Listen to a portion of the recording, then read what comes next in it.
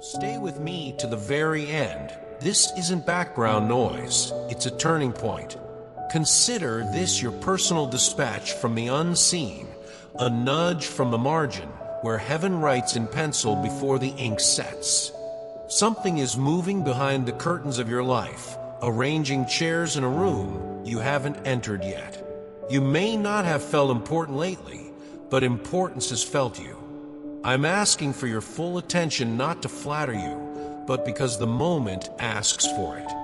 There is a conversation happening beyond headlines and notifications, and your name, yes, your name, has been spoken in places that rarely speak softly. Think of this episode as the envelope slid under your door at dawn. Break the seal. Breathe. Let your defenses lower. What I'm about to share isn't sensational, it's sacred. And it begins with a sentence that will sound unbelievable until your spirit says, "Of course." Your name was mentioned in a government meeting, not as gossip, not as a footnote, mentioned with a hush that made the room feel smaller. People who make a living out of certainty became curious. People trained to project confidence chose silence instead. They couldn't quite define it, but they recognized it: presence. The way a melody turns heads though no one remembers the first note. You may think your days are ordinary, unphotographed, uncelebrated. Yet somewhere behind heavy doors and polished tables, your existence pressed pause on business as usual. That's the odd truth about presence. It travels without luggage, arrives without announcement, and sits down where credentials can't. It's not fame, it's resonance. And resonance has a way of finding rooms you never applied to be in. If this feels impossible, remember, your life has always been larger than your calendar. They talked about your clothes, but it wasn't really about fashion. They reached for language and found fabric. They looked like someone from another world. One said, trying to name what can't be purchased. Colors became symbols. Hems turned into sentences, and threads whispered messages they couldn't quite decode. You've dressed for a day. Heaven dressed you for a message. That's why atmospheres shift when you arrive. Not because you're loud, but because your quiet carries weight. Think of your wardrobe as stained glass. Light passes through and tells a story on the wall. Some people only see patterns, others see prophecy. Either way, they feel something real. In a culture obsessed with labels, you wore meaning. In a world chasing trends, you embodied a timeline. And without trying, you became a signpost, pointing beyond yourself to the source that colored you in the first place. You thought you picked the outfit. Perhaps the outfit picked you. There are days when the ordinary becomes appointment, when a button fastens a season, and a sleeve turns a page. Eyes followed you, without spectacle, without scandal, because something hard to name radiated from you. Call it assignment, call it grace, call it the subtle electricity that surrounds people who have survived storms and kept their softness. The point is, it wasn't performance. It was permission to be exactly what you were made to be. And that's why onlookers felt the pull. They weren't applauding your style, they were responding to your signal. My own life taught me this. The most decisive moments often wear simple clothes. A plain coat, a quiet yes, a mundane hallway, and suddenly you're standing at the threshold of a chapter that has been waiting on your courage, not your wardrobe. Behind closed doors, where power prefers to be comfortable, you were studied with reverence. Not investigated, observed. There is a difference. Investigation suspects, observation learns. They reviewed images, remembered encounters, replayed your entrance into rooms that charge admission in invisible currency. What surprised them wasn't extravagance, but effect. How does someone from the margins move the center? How does a person with no visible backing create a shift felt by people with microphones and seals? That question became their quiet confession. Influence isn't always loud. I once believed impact required a platform. Experience taught me it requires alignment. When what you wear on the outside matches what you carry within, people notice, especially those trained to ignore. Your uniqueness wasn't a quirk to them, it was a clue. A clue that meaning still outperforms machinery, and authenticity still interrupts agendas. Your walk told stories your mouth never needed to tell. Your posture carried chapters, storms weathered, thresholds crossed, prayers that left a fragrance. Royal without a crown, holy without theatrics, simple without smallness, that is a rare algebra. Someone whispered, their clothes look like a story of deliverance, and they were closer to theology than they realized. Strength can be tailored, hope can be hemmed, freedom can be fitted, and when it is, people who don't share your language still understand your life. I've learned to trust that translation. In airports and waiting rooms, I've seen strangers recognize courage in each other, like a passport. That's you, a passport for someone's faith. Your presence reminds the room that endurance has a face, that mercy has hands, that dignity walks, sometimes in sneakers, sometimes in quiet shoes that know the weight of the road. Curiosity followed, some pure, some tinged with envy. Who are they connected to? Who taught them to carry this spiritual clarity? Good questions, even if misdirected. When light enters a dim space, people shield their eyes before they adjust. That temporary discomfort can feel like exposure. Don't mistake it for hostility. Often it's recognition wearing the wrong expression. I've been there, misread for being different when I was simply honest. Here's a practice. When you feel the room tighten, breathe and bless it. Bless the questions. Bless the ones who don't know how to ask them. Not everyone is against you. Many are against what your courage reveals about their compromises. Your task is not to shrink so they can relax. Your task is to remain clear so they can recalibrate. Let your difference be a doorway, not a wedge. Even the mention of your name disrupted the usual flow, like a bell in a boardroom. Agendas faltered, attention sharpened. Not because you are a problem, but because you are a pattern breaker. Systems maintain themselves by repetition. You represent renewal. That's why someone quietly decided we should keep an eye on them. Listen, that isn't surveillance. It's stewardship, even if they don't know it yet. You are being watched the way a horizon is watched before dawn. And here's the comfort. You don't need to manage the optics.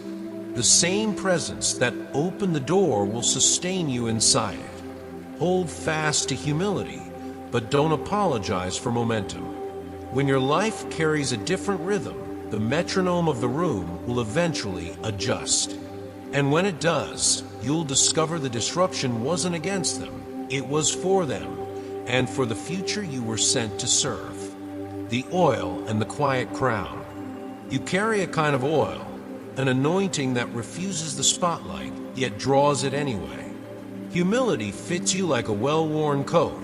It warms the room without asking for credit.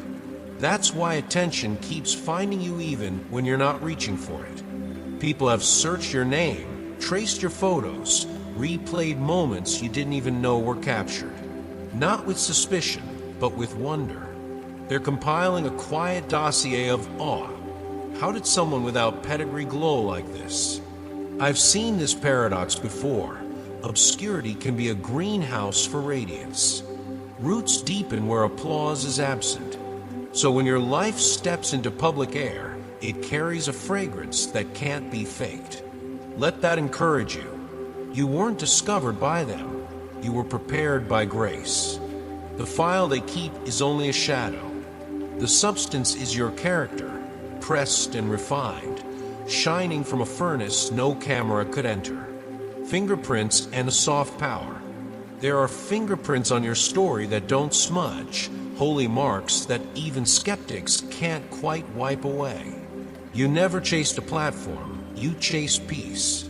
You chose honesty over hurry, mercy over noise. In a world that equates power with volume, you learn the language of quiet authority. That unsettles people who fear the conversation beneath the clothes, so they talk about fabric instead of spirit. Let them. When I first learned to let the work speak, I noticed the room change before I did. Silence can be thunder when it carries truth. Your covering hasn't been theatrical, it's been protective, a canopy for the slow miracle of becoming. If you've wondered whether gentleness still matters, consider the rooms shifting around your name. Gentle doesn't mean fragile. It means anchored. And anchors hold when storms try to rename you. Keep choosing the still center. Power that flows doesn't need to force. The mirror they didn't request. Some felt a sting when they saw you, a clean ache of recognition. Not guilt by accusation, but conviction by reflection. You became the mirror no one asked for, and everyone needed. Mirrors aren't kind or cruel, they're honest. I remember the first time someone's courage revealed my shortcuts. I wanted to avoid them. Instead, I turned toward the discomfort and found my integrity waiting. That's what your presence is doing, waking up truth in people who misplaced it. Do not carry their reactions as your responsibility. Carry them as evidence that light still works.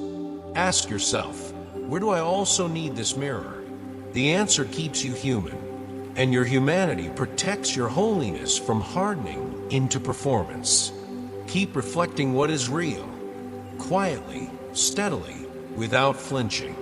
The room will either adjust or leave. Either outcome is grace. A life aligned with truth doesn't need to argue. It simply keeps shining. Purpose arrives before you do. Purpose has been arriving in rooms before you ever cross the threshold. Your name has been spoken where your feet have not yet stood, sketched in margins of blueprints inked in gold.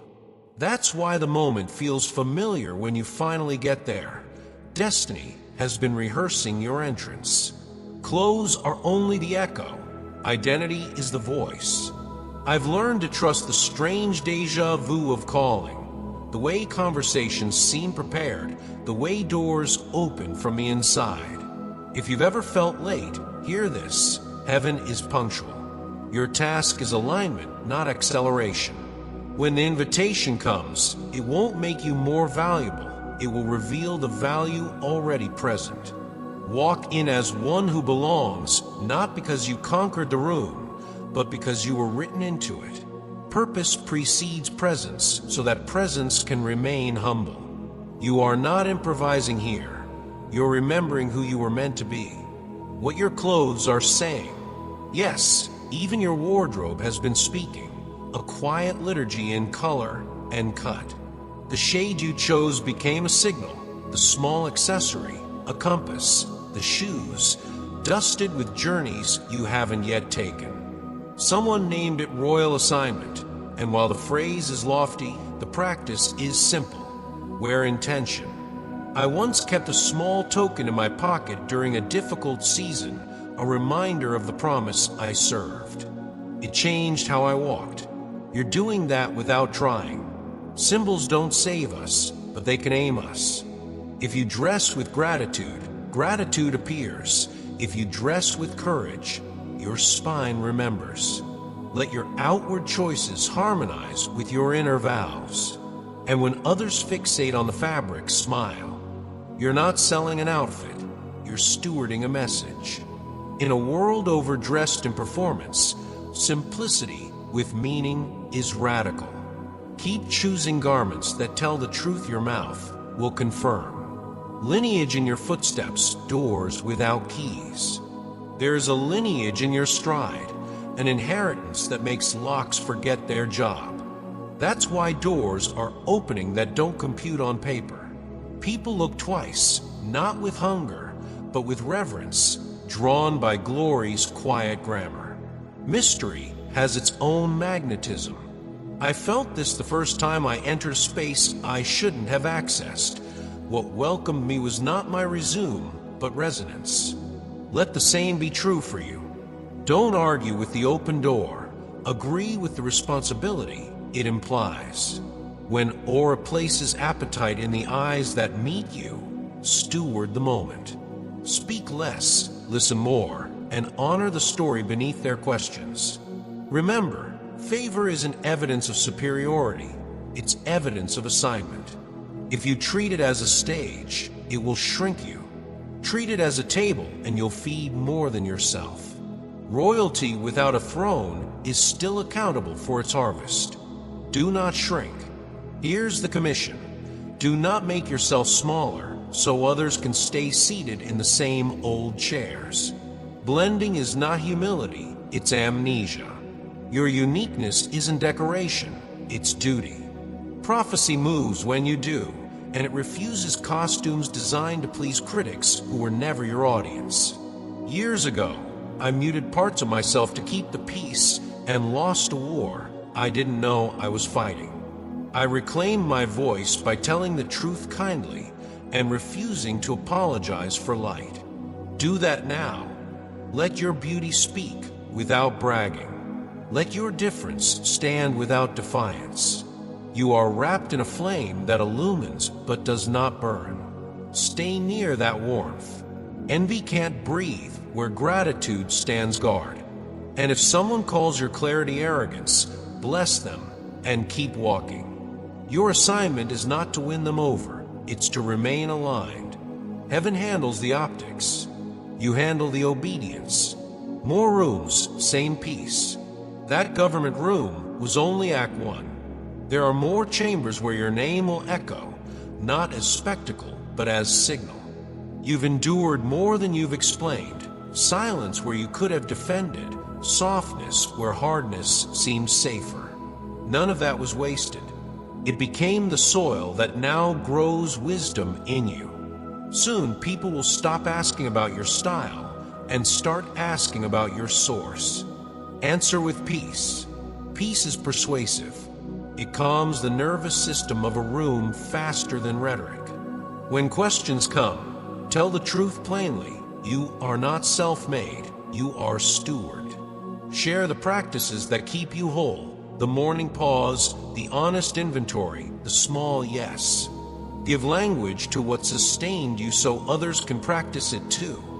This is how influence remains clean. You carry rooms to water instead of to you. Let them drink. Keep walking. More doors. Same center. Steady light. The surprise invitation. Here's what happens when the veil lifts. Rooms you never applied to enter begin saving you a seat. The emails look ordinary. The hallways feel familiar, yet something in the air says, this was kept for you. What others called neglect was actually preservation, like fruit set aside for a better season. Rejection becomes redirection. Delay reveals design. I've lived this inversion before. The door that once closed on me became the hinge for my next yes. Pay attention to small signals, an introduction you didn't expect, a schedule that suddenly clears, a name you keep hearing twice in one day. Whispers become announcements. Private confirmations step onto public stages. If you've been tempted to apologize for timing, don't. You're not late. You're right on mercy's clock. Walk in, not to prove you belong, but to agree with what has already been prepared. Destiny doesn't require theatrics, only consent. Let the message land. Before we race ahead, breathe and let this sink deep. The message today isn't decoration, it's diagnosis and direction. People saw in you a shimmer of something ancient and clean, and that perception wasn't flattery, it was accurate. Every closed door, every hour you cried where no one could hear, every small obedience was part of a choreography you didn't know you were dancing. Now heaven has said it's time. When I finally accepted that timing is a teacher, I stopped begging clocks to move and started moving with them. Ask yourself, what practice keeps me anchored when the wave rises? Keep that close. The holy often arrives dressed as ordinary, a phone call, a quiet nudge, a sentence that won't stop echoing. Let the weight of this word settle into your bones. You are not performing meaning, you're carrying it. And what is carried, well, begins to carry you. Royal without a stage. Someone said you look like history lives in your bones. They weren't praising fashion, they were reading presence. Royal is not costume, it's clarity. It shows up as steadiness when the room shakes, as dignity without decoration, as a cadence that makes people sit up straighter. The oil on your life isn't perfume, it's purpose. If this channel's work has served you, you're welcome to support it. Yes, even with a super thanks if that's on your heart. But hear me clearly, your value is not transactional. The true exchange is formation, not funds. Keep tending the inner court, your habits, your prayers, your honest inventory, so the outer court doesn't hollow you out. Royalty without humility becomes theater. Royalty with humility becomes shelter. Be the shelter, a place where others catch their breath and remember who they are. That's the kind of crown the world can't confiscate. When presence breaks protocol, you know that feeling when a room forgets its script? Eyes soften, pace slows, assumptions blink. That's what your presence has been doing, interrupting autopilot. Not because you're loud, but because you're true. Protocol serves order, presence serves life. Sometimes they collide, and life should win. Behind the scenes, you were being positioned, not punished. Hiddenness wasn't exile, it was training where the roots learned the weight of wind. I've watched organizations adjust to authenticity, like pupils adjusting to light. First the flinch, then the focus. Expect that. Let the awe you sense around you humble you, not haunt you. Walk gently, answer plainly, and refuse the urge to manufacture momentum. Real influence is a river, not a siren. If the old rules feel too small, it's because you've outgrown the costume, not the calling. Keep your center warm and your edges kind. The rest will recalibrate. Michael's urge and nudge. There are moments when heaven stops being subtle. Archangel Michael's message is simple. Open this now. Not tomorrow, not when you feel ready. The urgency isn't panic, it's precision. You are not like everyone else, not by superiority, but by assignment. You carry something old, like a song your great-grandmother hummed that still knows the way home. That's why the atmosphere has been strange lately, why strangers look longer, why interruptions feel meaningful, why your name keeps surfacing in unfamiliar places. Light travels faster than explanations. When people say they can't put a finger on it, bless them, their spirit already has.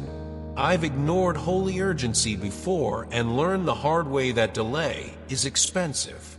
So open what's in front of you, the email, the opportunity, the conversation. If it asks for courage, bring peace with you. If it asks for clarity, bring truth. The window is open. Step through. Fulfillment, not fame. Let's clear this up. The goal isn't to be known, it's to be faithful. Fame is a loud hallway with slippery floors. Fulfillment is a room with windows. You were built for the room, not the hallway. Your story outran your zip code because calling isn't limited by background noise. Being misunderstood is a tax on authenticity. Pay it without bitterness. The right eyes will find you because purpose is a magnet for stewardship. When someone assumes you're chasing attention, smile and keep building what lasts. Character that doesn't collapse under applause, competence that doesn't depend on compliments, community that tells you the truth. I've seen careers inflate and souls deflate. It's not worth it. Choose the slow miracle, obedience over optics, substance over sizzle. Heaven is not trying to make you famous. Heaven is trying to make you fruitful. Fruit feeds people. Fame feeds itself. Be a tree. The turn in the room. Picture it. A stranger in that meeting looked again and said, "There's something rare here, something holy." That sentence rearranged the air. Files were pulled, doors unlocked. An invitation began drafting itself. This isn't favoritism, it's timing catching up to truth. Behind their curiosity is someone already writing your chapters. Your name is in the pages not yet read, and I've assigned helpers, is the word I keep hearing. Help often arrives disguised as responsibility. When a new seed appears, it comes with work sacred enough to tire you and clean enough to heal you. Say yes to the work, not the image. In my own pivot moments, I learned to ask two questions. What is mine to carry? What must I bless and release? Those questions guard you from both burnout and drift. Take the hand extended, not to escape your story, but to extend it. The ordinary envelope. Somewhere, a person is holding a folder with your initials and pausing. That hesitation is holy. Expect a message soon, plain, unpolished, the kind that could be missed if you're scrolling too fast. Read between the lines. Destiny hides in margins. Your yes, your endurance, your refusal to quit have turned keys you can't see. When it arrives, don't dramatize it, honor it. Respond on time. Ask clarifying questions. Bring your integrity like a passport. I keep a practice for moments like this. Step outside, touch something real, tree bark, cool railing, your own pulse, and say, I choose steadiness. Then answer. The future rarely arrives as fireworks. It arrives as a calendar invite that changes a decade, as a short call that reroutes a life. This is one of those. Stay present. Stay grateful. The path won't be easy, but it will be true. And truth is a road that remembers your feet. Do not diminish yourself. There are words still echoing from that room. Weighted words that woke someone's conscience. And they are part of why you must not shrink. When a space recognizes your weight, the worst thing you can do is make yourself lighter to ease their arms. I learned this the painful way. I once apologized my way out of a calling, editing my voice down to a safe whisper. The applause got louder, but my soul got small. Don't repeat my mistake. You are not erasable. Your name has already been written in ink that doesn't run. If your presence feels too much, try asking a deeper question. Too much for whom, and for what story? Shrinking never rescued a room. Presence did. Hold your posture of quiet royalty even when your hands still tremble. Think of a lighthouse. It doesn't argue with fog, it simply remains. Let dignity be your gravity. Let gratitude keep you warm. And when criticism arrives dressed as concern, bless it, consider it, but do not hand it the pen that writes your permission slip. You are allowed to take up the space your purpose requires. You are allowed to carry hope without diluting it to fit yesterday's expectations. Keep your head unbowed and your heart soft. That paradox, strength with softness, will confuse some people and heal others. Either way, remain. The room that truly needs you is the one that breathes easier when you refuse to disappear. Revelation of a living journey. You are not an idea. You are a revelation unfolding page by page. Think of your life as a text written in the present tense, ink still drying, margins still open for notes. The lines that steadied your voice were written in the classroom of heartbreak, losses you didn't schedule, prayers you finished with silence, early mornings where you showed up anyway. That's why your words land with weight now. They were formed where echoes don't reach. I keep a practice when I feel thin. Name what is true, aloud, without decoration. I am held. I am learning. I am allowed to try again. It sounds small until your nervous system hears it and relaxes into honesty. You've earned that steadiness, the gentle, firm cadence that refuses both cynicism and spectacle. Let your story breathe between sentences. Pause often enough for wisdom to catch up. And when weariness visits, don't treat it as failure. treat it as a bell. Bells invite us to return. Return to the habits that built your center, the morning quiet, the honest inventory, the kindness that starts at home. You're not reciting a doctrine, you're revealing a road, one where faith is practiced in ordinary rooms and greatness is measured by what you can carry without becoming hard. Keep walking as a living chapter, eyes soft, spine straight. The world has enough grand theories. It needs more true lives. Rise, but stay low to the ground. What's approaching won't be small. Invitations with real gravity rarely are. Some who once laughed will go quiet. Others who once looked away will ask for your time. This is where many lose themselves, confusing recognition for root. Refuse that trade. Stay low to the ground even as you rise. It's how tall trees survive wind. Humility doesn't mean pretending you're average. It means remembering your source. I keep 2 questions taped near my desk whenever seasons accelerate. Who am I serving? And what is the cost of honesty here? Those questions cut through fog. If a room tempts you to polish truth until it sparkles, but doesn't nourish, leave it cleaner than you found it and keep moving. And when reconciliation with old doubters appears, choose mercy over victory. Mercy prevents you from becoming the thing you overcame. Your assignment is not to humiliate anyone. It's to hold a standard that calls them higher. Expect strange reversals. People who dismissed you may bring opportunities. Algorithms may amplify your quietest message. Receive ease without gloating. Say thank you. Do the work. Rest when resting is righteous, not performative. And never let applause become your weather report. It changes too fast to plan in. Let faith set your climate instead. If you can remain teachable while momentum gathers, you won't just visit influence, you'll steward it without losing your face in the mirror. The seat at the table.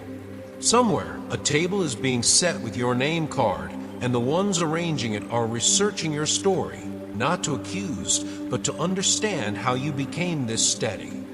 That curiosity is good. It means responsibility is near. Opportunities are coming through odd corridors. A short email that looks forgettable, a secondhand introduction, a calendar slot that suddenly appears at just the right hour. Treat each as an altar, not an audition. Bring 3 things when you sit down: perseverance, honor, and faith. Perseverance will carry you through the unglamorous parts when a room stops being impressed and starts being real. Honor will keep you from using someone else's platform as a ladder instead of a table. Faith will remind you that favor is not a lottery, it's an assignment. I remember a meeting where I felt wildly underqualified. I wrote 5 honest questions in my notebook and asked them one by one. The room shifted from performance to partnership. Do that. Ask better questions than you give answers. Offer clarity where you can and silence where you can't. And if the chair placed for you feels too big, don't shrink, grow into it. Growth is faster in rooms built for service. Heaven is not marketing you, heaven is trusting you. Sit upright. Keep your yes clean and your no kind. The table will feed more than your career if you let it. Confirmation and the turning key. This is your confirmation. You are stepping into recognition anchored in essence, not image, called not curated. What people name ancient in your style is simply alignment with something older than fear. What they sense as angelic grace is what rests on anyone who refuses to betray their soul for speed. Consider this moment a key turning in a lock you've stood before for years. Keys don't argue with doors, they fit and turn. So fit and turn. Enter with a blessing on your tongue. May this work make us truer, not just louder.